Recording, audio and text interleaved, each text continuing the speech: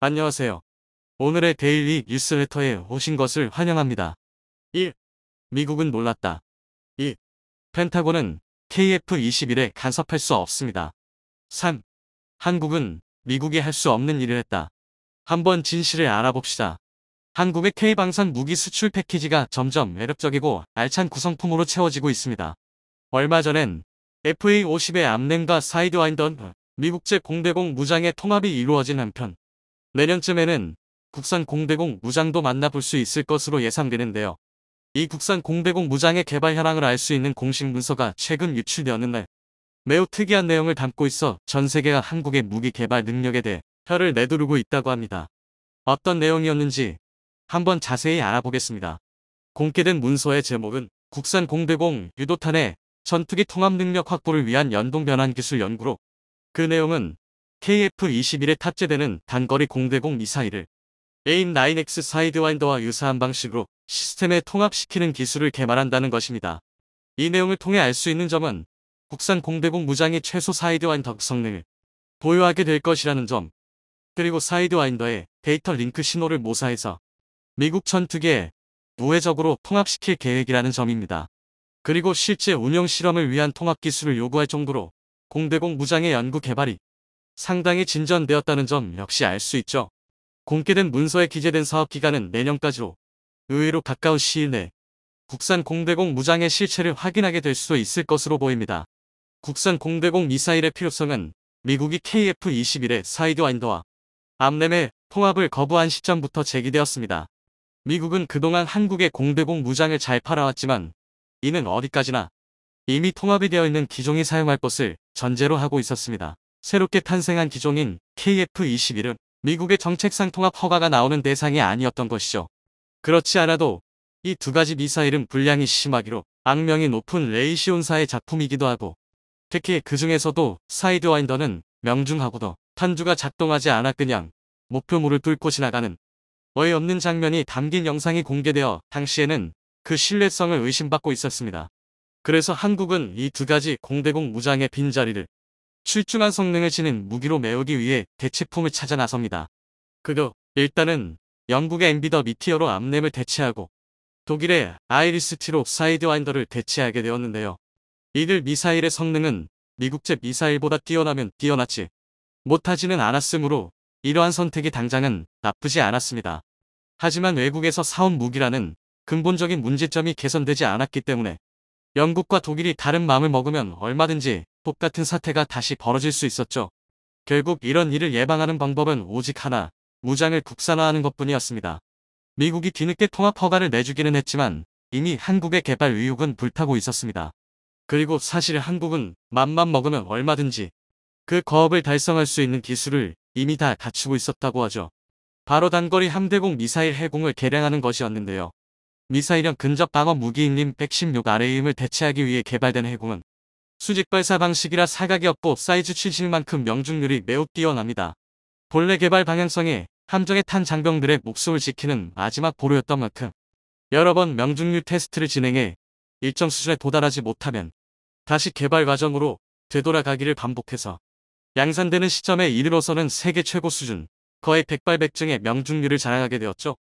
LIG 넥스원은 이러한 해공의 명중률을 더해 로켓모터, 유도 조종체계, 지향성 탄둔, 근접 신관 등 핵심 기술도 모두 충분히 성능을 증명한 상태이며 자체 개발한 공대공 미사일용 아이어시커 역시 보유 중입니다. LIG 넥스원의 관계자는 해당 기능들을 조합하는 약간의 개량만 거치면 해공은 당장이라도 전투기에 통합해서 공대공 미사일로서도 상당한 성능을 발휘할 수 있다고 장담했죠. 사실 해공은 개발과 동시에 공대공 무장으로의 전용 가능성이 언급되던 무기입니다. 해공은 프랑스에서 개발한 마이카 공대공 미사일과 구조나 유도 방식 등 여러 부분에서 다양화했는데 이 마이카의 파생형 중에는 VLS로 발사하는 VL 마이카라는 함대공 개량형이 있기 때문입니다. 해공은 VL 마이카의 정반대 수순을 거쳐서 함대공에서 공대공으로 개량할 수 있지 않겠느냐는 것이죠. LIG 관계자의 말처럼 이미 원천 기술은 전부 확보하고 있고 심지어 LIG 측에서 직접 방사청에 이러한 방향으로 공대공 미사일을 개발할 것을 제안한 적도 있다고 합니다. 하지만 당시에는 두 가지 이유를 들어 사업을 반려했는데 첫 번째는 막대한 시험 비용이고 두 번째는 골치 아픈 통합 문제였습니다. 공대공 무장은 전투기에 매달려 함께 하늘을 날아야 하기 때문에 보관되는 동안 발사관 내에서 안전하게 보호받는 함대공 무장과는 다르게 훨씬 혹독한 환경에서도 신뢰성을 증명해야만 합니다. 공대공 미사일은 강운, 습기, 급격한 온도와 압력 변화 등을 모두 견뎌야 하는데 출격할 때마다 무장을 발사하고 돌아오는 것도 아니기 때문에 귀환 후 재출격할 때에도 별다른 점검 없이 정상적으로 작동할 것을 보장해야 합니다. 그리고 이러한 극한의 환경, 운용 시험을 위해서는 시험 조건을 세밀하게 조작할 수 있는 항공기가 필요하고 이에 따라서 막대한 비용을 요구하게 됩니다. 미국에서 사온 전투기들의 경우에는 미국의 입김 때문에 한국이 마음대로 이러한 실험에 동원할 수가 없고 국산이라 마음껏 쓸 수 있는 FA-50은 KF-21에서의 운용 수준을 재현할 성능이 모자라는 진퇴양난의 상황이었습니다. 또 이렇게 해서 기껏 국산 공대공 무장을 만들어도 한국에서 주력으로 운용하고 있는 미국산 전투기에 통합하는 것이 매우 일가다로운 일입니다. 미국은 지금껏 자국산 전투기에 해외에서 개발된 중거리 이상 공대공 무장을 통합해준 사례가 아예 없습니다. 이스라엘은 F-16을 도입하면서 자국산 레이더와 자국산 더비 공대공 미사일을 통합하려고 했지만 미국이 양쪽 다 불허함에 따라 데이터 링크를 통한 중간 단계 의도를 포기하고 반쪽짜리 성능으로 더비를 운용하고 있죠. 일본도 F-15에 AAM-4 공대공 미사일을 달아서 운용하고는 있지만 레이더와의 통합을 허가받지 못해 별개의 미사일 유도 장치를 만들어서 달아야만 했습니다. 이렇게 되면 개발 비용도 비용이거니와 무장 중량을 잡아먹는다는 치명적인 단점까지 가져오는 가장 좋지 못한 시나리오입니다. 한국이 FA-50과 KF-21을 보유하고는 있다지만 여전히 F-15, F-16, 그리고 무엇보다 F-35라는 강력한 미국산 전투기가 공군 전력의 큰 부분을 차지하고 있습니다. 힘들어 만든 무장을 이들 전투기로 활용할 수가 없다면 개발 비용 대비 효용이 너무 적어집니다. 그런데 놀랍게도 이번에 공개된 문서의 내용이 이 두 문제가 모두 해결되었음을 보여주고 있었는데요. 환경 운영 시험이 요구하는 막대한 비용은 KF-21이 개발됨에 따라 예산의 융통이 어느 정도 가능해졌고 동시에 세부 조작이 가능한 개발 플랫폼 역시 확보됨에 따라 이미 해결했습니다. 그리고 문서에서 밝히고 있는 우회 통합 기술이 미국산 전투기에 국산 무장을 통합하는 두 번째 문제의 해결책을 제시하고 있는 것이죠. 사이드와인더에 데이터 링크 신호를 흉내내어 미국산 전투기의 FCS를 속이면 공식적인 시스템 통합 없이도 레이더 본체의 사격 지원을 받아볼 수가 있게 되는 것입니다. 이제 간단히 무장 마운트에만 호환시키면 데이터 링크는 그대로 활용하면서 별도의 유도 장치를 만들어 다는 수고를 들일 필요 없이 무장을 시스템에 통합한 것과 동일한 효과를 얻을 수 있게 되나.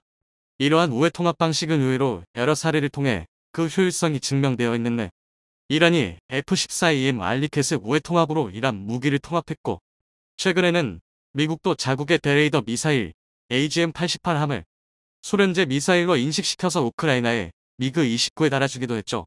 가로막고 있던 장애물이 사라짐에 따라서 남은 일은 해군을 공대공 사양으로 탈바꿈시키는 것뿐인데요. LIG 관계자는 해군이 공대공 미사일이 되면 그 사거리가 기존 20km에 거의 3배는 늘어나서 단거리 공대공 미사일인 사이드와인더를 넘어 중거리 공대공 미사일인 암램에 가까운 성능을 발휘할 것이라는 다소 믿기 어려운 발언도 했다고 합니다. 해군의 비교적 짧은 사거리의 원인은 바로 수직 발사라는 플랫폼 자체에 있었습니다. 수직 방향으로 발사하면 처음부터 목표물 방향을 노리고 날아가질 않으므로 제로 고도에서 부스터 과정을 거쳐서 일정한 요격 고도와 속도를 확보해야 하는데 이것이 막대한 추진력을 낭비시킵니다.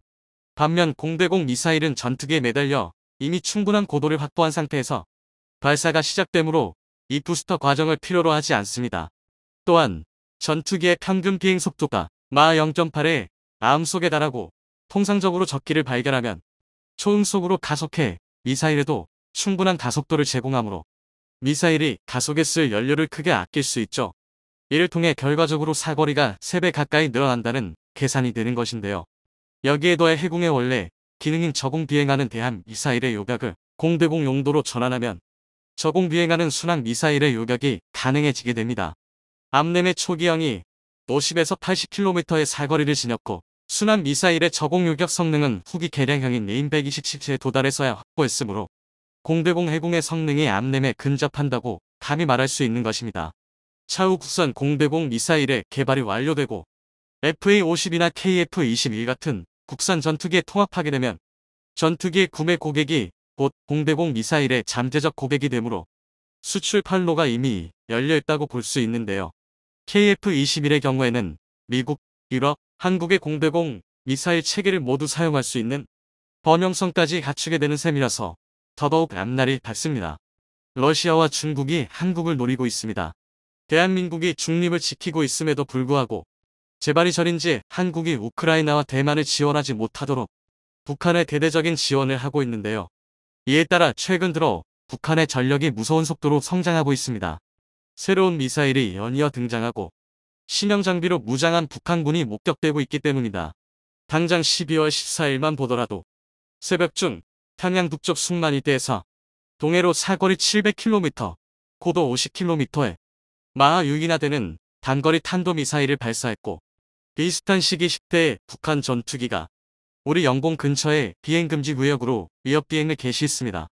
또 새벽 1시 황해도에서 서해로 130여 발, 새벽 3시에 강원도에서 동해로 40여 발의 포격을 가했습니다. 10월 8일에 각종 전투기 150대를 출격시키고 저수지에서 SLBM 발사를 테스트한 지 불과 수일 만에 대규모 군사훈련을 속행한 건데요. 이에 대해 전문가들은 기름과 부품이 없어 제대로 날리지 못하던 전투기를 갑자기 마음껏 날리는 북한의 상황이 러시아와 중국의 지원 덕이라고 분석하고 있습니다. 러시아가 국제사회에서 계속편을 들어주는 북한에 남아도는 석유 제품을 제공하고 양안전쟁에서 한국이 대만에 개입하는 것을 막고 싶은 중국이 각종 무기와 물자를 북한에 넘겼다는 겁니다. 이 때문에 우리 군에 비상이 걸렸습니다. 지금의 전력 격차라면 한국이 북한의 침략을 받아 패할 일은 절대 없겠지만 연평도 같은 북한의 기습적인 도발로 발생할 피해 규모가 크게 늘거나 유사시 북진 과정에서 겪게 될 피해가 훨씬 커질 수밖에 없는 것은 사실입니다. 그래서 최근 군에서는 새롭게 강화되고 있는 북한의 여러 비대칭 전력에 맞상대할 수 있으면서 중국과 러시아의 지원으로 강화된 북한군의 재래식 전력을 압살할 수 있는 여러 첨단 전력을 확충하고 있습니다. 또 유사시 북한을 도와 남침하려는 중국을 견제할 수 있는 전략급 무기의 개발을 추진하고 있습니다. 하지만 대중들이 뉴스를 통해 전해 듣는 소식은 굉장히 부정적입니다. 현무의 낙탄 사고, 군단급 무인기 전력화 지원 등 여러 논란과 더불어 국방 예산 삭감 시기에 우리 군이 굉장히 소란스러운데요. 그래서 무능력해진 군이 아무것도 하지 않는 게 아닌가 하고 불안해하시는 분들이 많습니다. 그런데 그렇지 않습니다. 분명 우리 군은 실책을 저지르긴 했지만 국방력 강화를 위한 여러 조치를 하고 있는 것은 명백한 사실입니다. 다만 국민들이 이를 잘 파악하기 어려울 뿐인데요. 그래서 준비했습니다. 오늘은 북의 도발에 대한 한국의 대응책에 대해 알려드리겠습니다. 요즘 국군을 가장 괴롭히는 무기는 북한의 단거리 탄도탄과 초대형 방사포입니다. 이 무기들은 발사전 단계에서 사전 탐지가 어렵고 발사된 무기는 막기 어렵기 때문인데요. 게다가 단거리 탄도탄은 소형화된 핵무기를 이용한 기습 공격이 가능하며 이름만 방사포지 구경이 400부터 600mm에 달하는 전술 미사일급의 초대형 방사포입니다. 그런데 문제는 배치 수량이 많고 이동성이 우수해 발사 원점을 타격해도 100% 격파가 불가능하다는 것입니다. 그렇다면 우리 군은 이 무기들에 대해 어떤 대응을 준비하고 있을까요? 이에 대해서는 큰 틀에서 두 방향의 기준이 있습니다. 바로 방어와 공격입니다. 북한이 가할 수 있는 모든 종류의 공격을 완벽히 방어할 수 있는 궁극의 미사일 방어체계 캔들을 구축하는 것과 북한의 도발이나 전면 침공을 가정해 사전에 적미사일을 완벽히 찾아내서 추적 선멸하는 압도적인 정밀 타격 전력의 구축입니다. 먼저 캔드에 대해 말씀드리자면 여러 대공 무기를 복합적으로 운용해 여러 겹으로 중첩된 강력한 방공망을 목표로 하고 있습니다. 작은 포탄부터 초대형 발사체 같은 전술 미사일 TBM 수준의 발사체까지 요격할 수 있는 한국형 아이언도민 램드의 구축을 추진하고 있는데요. 다음으로 단거리 탄도탄 SRBM을 요격하는 국산 천궁1, 천궁2와 미제 팩2, 팩3MCA로 구성된 중거리 지대공 미사일 전력도 구축됩니다. 이와 함께 사실상 우주나 마찬가지인 고도 40부터 100km에서 마 8.8 이상의 극초음속 타겟을 정확히 요격할 수 있고 최대 사거리가 300km나 되는 국산 장거리 탄도탄 체계 SM과 주한미군의 사드로 구성된 장거리 종말 단계 요격 능력을 진행합니다.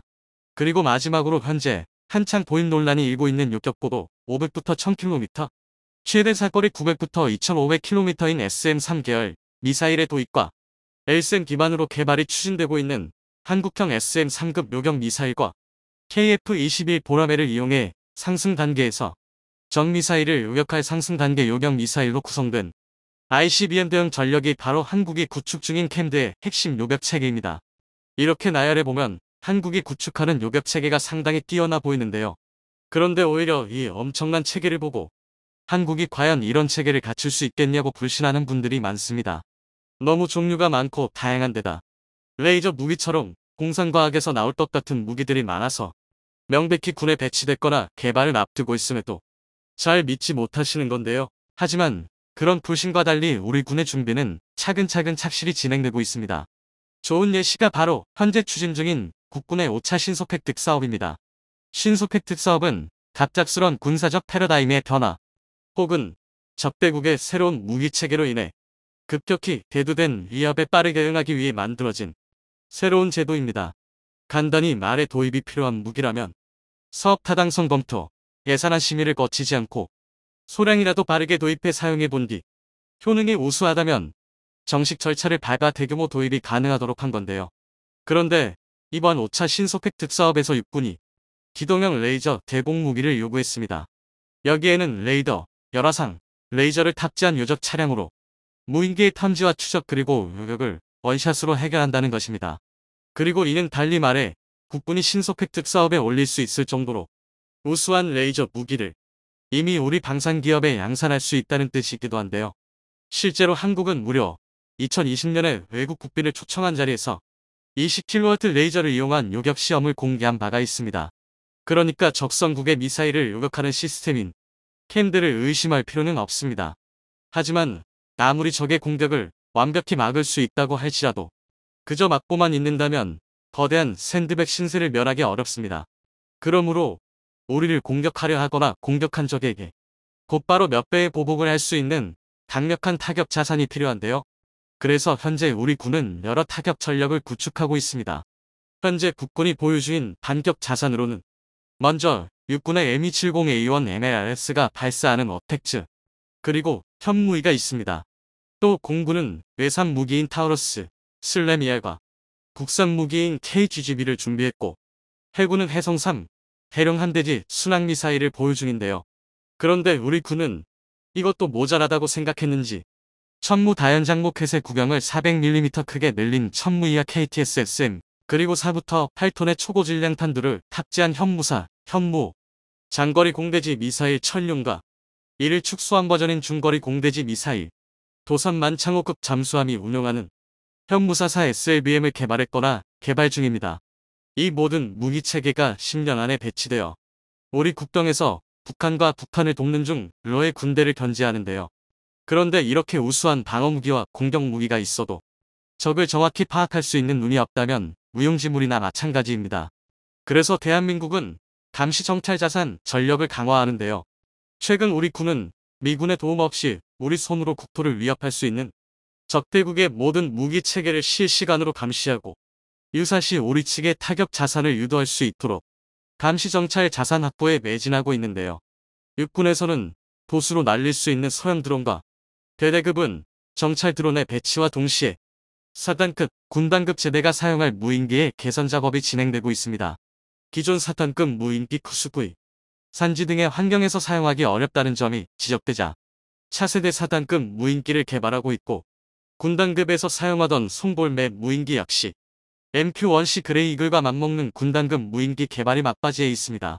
또 공군에서는 신호정보뿐 아니라 염삼정보와 화함정보까지 탐지할 수 있는 고성능 신형 백두정찰기의 개조 작업을 진행하면서 지상의 여러 설비를 관찰하는 대지상 조기경보통제기인 합동이동표적 감시기의 도입까지 검토하고 있습니다. 또 미국의 도움 없이 완벽한 국방 시스템을 갖추기 위해 통신, 항법, 정찰, 위성을 독자 확보하는 425사업, KPS 사업 등을 추진하고 있습니다. 따라서 중국과 러시아가 아무리 북한에 무기를 퍼주고 연료를 제공한다고 할지라도 우리 군이 지금처럼 착실히 준비한다면 충분히 적과 맞설 수 있습니다. 하지만 우리 군은 너무 많은 일을 추진해서인지 집중력이 떨어진 모습을 보이고 있습니다. 바로 현무의 미사일 낙탄 사고와 군당금 무인기의 계속된 개발 지연이라는 심각한 문제가 발생했으며, 이를 본 많은 국민이 군이 또 비리를 저질렀다며 군을 성토 중인데요. 그런데 우리 국민들의 이런 비판적인 모습은 정말 좋은 모습입니다. 아무리 군이 발전했다고 하더라도 국민들이 감시의 눈을 붕뜨지 않으면 어떤 비리나 실책을 저지를지 알 수 없으니, 문제가 있는지 살펴보는 자세는 우리 군의 발전에 큰 도움이 될 수밖에 없습니다. 하지만 반대로 무조건적인 비판과 무차별적인 의심은 군의 발전을 저해할 수 있습니다. 일례로 한때 무조건 실패할 것이며 막대한 국고 손실이 된다던 KF-X 사업이 공동개발국이던 인니의 협잡에도 불구하고 성공을 눈앞에 두고 있습니다. 만약 KF-X 사업이 중단돼서 KF-21이 나오지 않았다면 KF-21을 발사 플랫폼으로 사용해 개발될 예정인 여러 무기체계의 개발을 꿈도 꿀 수 없었을 것입니다. 또 이를 통해 얻은 4대 핵심 기술도 확보하지 못했을 것입니다. 즉 우리 군의 실패를 무지성적으로 비난하기보다는 실패의 원인을 찾고 이를 개선할 수 있도록 올바른 방향으로 비판하고 응원해 주는 것이 오히려 국익에 도움이 될 수 있습니다. 그리고 한두 가지 사업의 난항을 겪고 있다고 군의 모든 사업을 싸잡아 비난한다면 잘 진행되던 사업도 고꾸라질 수 있습니다. 이런 사례 중 하나가 현재 한창 시험 중인 수소 연료 전지를 이용한 신형 추진체계입니다. 현재 국군은 기동 전력의 현대화를 위해 여러 계획을 구상 중입니다. 그러나 지금까지 도입한 무기들은 현대전에서 소음, 매연, 그리고 낮은 에너지 효율로 인한 전력 부족 문제를 지적받고 있는데요. 이는 기존의 화석 연료 엔진을 사용해 개발됐기 때문입니다. 하이브리드나 완전 전기 추진이 대세가 되고 있는 미래 전장에서 쓰기에는 아무래도 한 끗이 모자라다는 평가입니다. 그래서 우리 군은 이미 배치된 K808 장갑차의 추진 체계를 전기 추진으로 바꾸기 위해 현대자동차가 개발한 트럭용 수소 연료 전지를 장갑차에 이식하는 사업을 진행 중입니다. 이를 통해 얻은 기술로 미군에서도 인정한 지상형 무인 전투체계 UGV부터 보병 전투차와 전차까지 모든 기동 장비를 전기 추진으로 교체할 계획입니다. 그러나 낮은 배터리 효율과 수소의 충전과 운반에 어려운 현지 조달 문제 등을 해결하지 못해서 대안을 검토하고 있는데요. 그런데 이런 사업은 보수적인 개발 환경에서는 절대 진행될 수 없습니다. 즉 우리가 선진화된 기술을 확보하려면 무조건 성공할 만한 일만 하려는 게 아니라 기술 발전에 도움이 된다면 리스크가 있더라도 시도는 해야 한다는 것입니다. 현대의 전쟁은 무기체계의 양도 중요하지만 이보다 더 중요해지는 것이 무기의 질입니다. 특히 대한민국은 한정된 예산과 부족한 자원으로 북한과 중국을 대응하기 위해서는 반드시 선진 기술을 확보해야 합니다. 그리고 이런 모든 것을 가능하게 하는 것은 우리 국민들이 우리 국군을 믿어주며 올바른 길로 가는지 철저히 감시하는 방법뿐입니다.